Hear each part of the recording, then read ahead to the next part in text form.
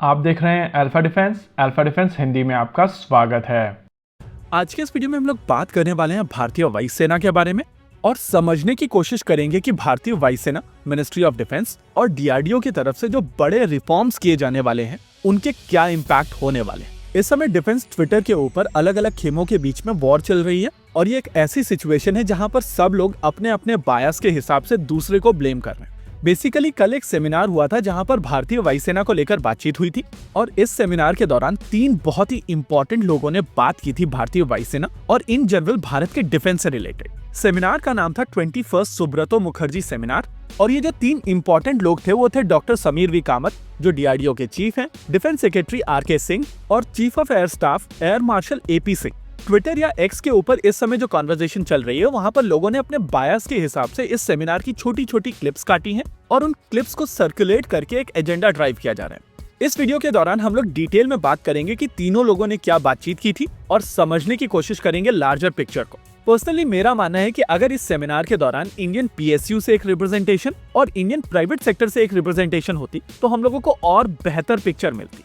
Anyways, आइए समझ लेते हैं कि तीनों लोगों ने क्या क्या कहा था। शुरुआत करते हैं DRDO chief doctor Sameer V Kamat sir के स्टेटमेंट्स को लेकर। डीआरडीओ चीफ की तरफ से कहा गया था कि इस समय भारत अपने डिफेंस बजट का लगभग 5% आर.एन.डी. के ऊपर स्पेंड कर रहे हैं और अगर हम लोगों को अपनी सारी रिक्वायरमेंट पूर्ण करनी है तो अपने डिफेंस बजट का लगभग 10 से 15% आर.एन.डी. के ऊपर स्पेंड करना पड़ेगा। इंजन को लेकर उन्होंने बात की और उन्होंने ये भी बताया कि किस तरीके से हम लोगों ने 4th जनरेशन इंजन को बनाते समय गलतियां की थी। अगर वो गलतियां हम लोगों को नहीं करनी है तो कोलैबोरेशन के साथ में 6th जनरेशन इंजन बन सकता है, लेकिन उसके लिए भारत सरकार को लगभग 4 से 5 बिलियन डॉलर का खर्च करना पड़ेगा। हम लोगों को टेक्नोलॉजी बनानी पड़ेगी जैसे कि single crystal blades, electron beam based thermal barrier coating, powder metallurgy, disc और ब्लिस्क और सिरेमिक मैट्रिक्स कॉम्पोजिट्स। इसके अलावा टेस्ट फैसिलिटीज क्रिएट करनी पड़ेंगी जैसे कि component based testing facilities, high altitude test facility और फ्लाइंग टेस्ट बेड। कोलैबोरेशन के साथ में आमका मार्क 2 के लिए जो इंजन बनेगा उसके ऑफशूट के तौर पर दूसरे इंजन्स भी बनाए जा सकते हैं, लेकिन मैन्युफैक्चरिंग के लिए भी आपको बहुत सारा एफर्ट डालना पड़ेगा जैसे कि 50,000 टन कैटेगरी की फोर्ज प्रेस। उनकी तरफ से साफ साफ ये कहा गया था कि मिनिस्ट्री ऑफ डिफेंस और भारतीय वायुसेना को डिसाइड करना है कि मैन्युफैक्चरिंग कहाँ जानी चाहिए, चाहे वो पब्लिक सेक्टर में जाए या प्राइवेट सेक्टर में जाए। लेकिन हम लोगों को एक चीज समझनी पड़ेगी कि जिस तरीके का वॉल्यूम हम लोगों के पास में है उस तरीके के वॉल्यूम के साथ में आप देश में मल्टीपल प्लेयर्स नहीं क्रिएट कर सकते हैं। हमारा वॉल्यूम यूएस, रशिया या चाइना जितना नहीं है और जिस तरीके का वॉल्यूम हम लोगों का है उस हिसाब का वॉल्यूम यूरोप में होता है और आप यूरोप में देखेंगे कि हर देश के पास में केवल एक प्लेयर है। इसके बाद समझने की कोशिश करते हैं डिफेंस सेक्रेटरी आर.के. सिंह के स्टेटमेंट्स को। उनकी तरफ से सबसे पहले कहा गया था कि मैं आउटसाइडर हूं और मैं बाहर से चीजों को देख रहा हूं। देखिए, आर.के. सिंह जी बहुत ही रिसेंटली मिनिस्ट्री ऑफ डिफेंस में आए हैं और इससे पहले डिफेंस सेक्रेटरी थे गिरधर अरमाने जी।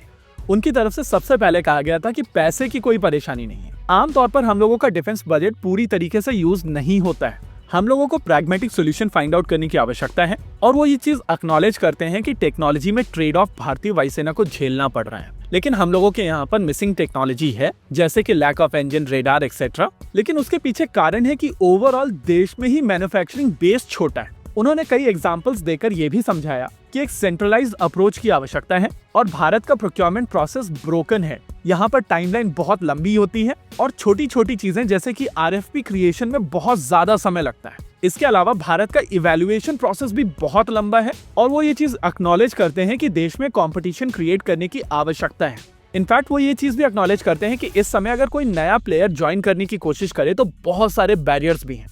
लास्ट में उनकी तरफ से कहा गया था कि भारत को एक पैरेलल अप्रोच की आवश्यकता है और कैपेबिलिटी को एड्रेस करने के लिए अगर बाहर से कुछ चीजें ली जाएं तो उसमें कोई बहुत बड़ी परेशानी नहीं है।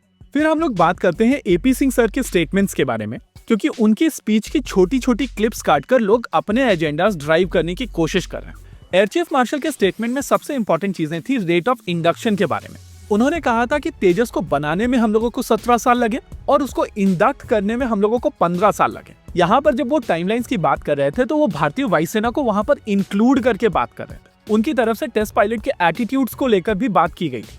उनकी तरफ से कहा गया था कि हम लोग एक चीज को लेकर ऐसे अटक जाते हैं कि चीजों को आगे बढ़ाते ही नहीं है, लेकिन उन्होंने वहां पर टेस्ट पायलट के फियर को भी एड्रेस किया था। टेस्ट पायलट का आमतौर पर फियर होता है कि अगर वो एक चीज को लेकर छोटा सा कॉम्प्रोमाइज कर लेंगे तो दूसरी 10 चीजें भी उनके ऊपर पुश कर दी जाएंगी। इसके बाद में वो सिचुएशन को फर्दर डिस्क्राइब करने के लिए कहते हैं कि आज भी उनके पास में पूरे 40 तेजस नहीं है। आगे उनकी तरफ से कहा गया है कि अगर भारत को आत्मनिर्भर बनना है तो भारत को चीजों को मिशन मोड में करना पड़ेगा और इस समय उनको ये एनर्जी नहीं दिखाई दे रही है, ना भारतीय वायुसेना में, ना डिजाइनर्स में, ना मैन्युफैक्चरर्स में। टेक्नोलॉजी काफी तेजी से बदल रही है और technology delayed is technology denied. उनकी तरफ से कहा गया था कि भारत में दूसरे प्लेयर्स क्रिएट करने की आवश्यकता है और मोनोपोली को खत्म करने की जरूरत है। जब तक मेकर्स के अंदर यह फियर नहीं जाएगा कि उनके ऑर्डर्स खत्म हो सकते हैं और किसी और को वो ऑर्डर मिल सकता है, तब तक मेकर्स की तरफ से वो एनर्जी नहीं आएगी। इसके अलावा उनकी तरफ से कहा गया था कि ऐसी टेक्नोलॉजी के ऊपर काम करने का कोई मतलब नहीं है जो मार्केट में 5 जगहों पर अवेलेबल है। अगर टाइम और एनर्जी इन्वेस्ट करनी है तो ऐसे प्रोजेक्ट्स के ऊपर इन्वेस्ट की जाए जो प्रोडक्ट नीश है और मार्केट में कोई भी वो आपको देगा नहीं। इन सभी चीजों को अगर आप सुनते हैं तो आपको समझ में आएगा कि हर एक चीज अपनी जगह पर ठीक है, लेकिन जब आप होलिस्टिकली चीजों को देखते हैं तो बहुत सारी और परेशानियां हैं जो मैन्युफैक्चरर्स की तरफ से बेहतर समझाई जाती, चाहे वो पब्लिक सेक्टर मैन्युफैक्चरर्स होते हैं या प्राइवेट सेक्टर मैन्युफैक्चरर्स होते हैं। आमतौर पर डिजाइन्स बनाई जाती हैं DRDO की तरफ से और उसके बाद मैन्युफैक्चरर्स को वो डिजाइन दे दी जाती है, जैसे कि HAL जैसी ऑर्गेनाइजेशन की सबसे बड़ी परेशानी है कि इनकी वर्कफोर्स सरकारी है, यहाँ पर यूनियंस हैं, कई जगहों पर इनकी मशीन्स और टेक्निक्स सब आउटडेटेड हैं, जिसको अपग्रेड करने की आवश्यकता है। लेकिन अपग्रेड के लिए पैसे मिनिस्ट्री ऑफ डिफेंस से आएंगे, लेकिन मिनिस्ट्री ऑफ डिफेंस बिना ऑर्डर्स के या बिना प्रोजेक्ट्स के इनको ये फैसिलिटी इंप्रूव करने के लिए फंड्स नहीं देगी। ये परेशानी DRDO की भी है और स्पेसिफिकली टेस्ट फैसिलिटीज को लेकर। इसके अलावा देश में सभी चीजें बन नहीं रही हैं और बहुत सारे कंपोनेंट्स को लेकर मैन्युफैक्चरर्स को फॉरेन OEMs के ऊपर डिपेंड करना पड़ता है, जो प्रैक्टिकली उनके कॉम्पिटिटर्स हैं। इसके अलावा जियोपॉलिटिक्स और सैंक्शंस भी एक एंगल प्ले करता है, लेकिन अगर आप मिनिस्ट्री ऑफ डिफेंस का एंगल देखेंगे तो उनकी तरफ से कहा जाता है कि आप क्रिएटिव सॉल्यूशन क्रिएट कीजिए। टेस्ट फैसिलिटीज अब्रॉड में क्रिएट हो चुकी हैं और हम लोगों के पार्टनर्स हैं जिनकी फैसिलिटीज भारत यूज कर सकता है। उसके रेस्पॉन्स में DRDO की तरफ से कहा जाता है कि ये चीज पॉसिबल है, लेकिन पूरे प्रोसेस में बहुत सारा समय और एक्स्ट्रा पैसे लगेंगे। मीनवाइल मैन्युफैक्चरिंग कंपनीज की तरफ से भी कहा जाता है कि उनको मैन्युफैक्चरिंग के लिए बेहतर मशीन्स और टूल्स चाहिए। इसके अलावा भारतीय वायुसेना की तरफ से कहा जाता है कि उनको वॉर फाइट करनी है, उनको नए इक्विपमेंट्स की आवश्यकता है, उनकी स्क्वाड्रन स्ट्रेंथ नीचे जा रही है, टेक्नोलॉजी काफी तेजी से बदल रही है, प्रोडक्शन रेट को तेज करने की आवश्यकता है और इसी वजह से यहाँ पर मोनोपोली खत्म करने की भी आवश्यकता है।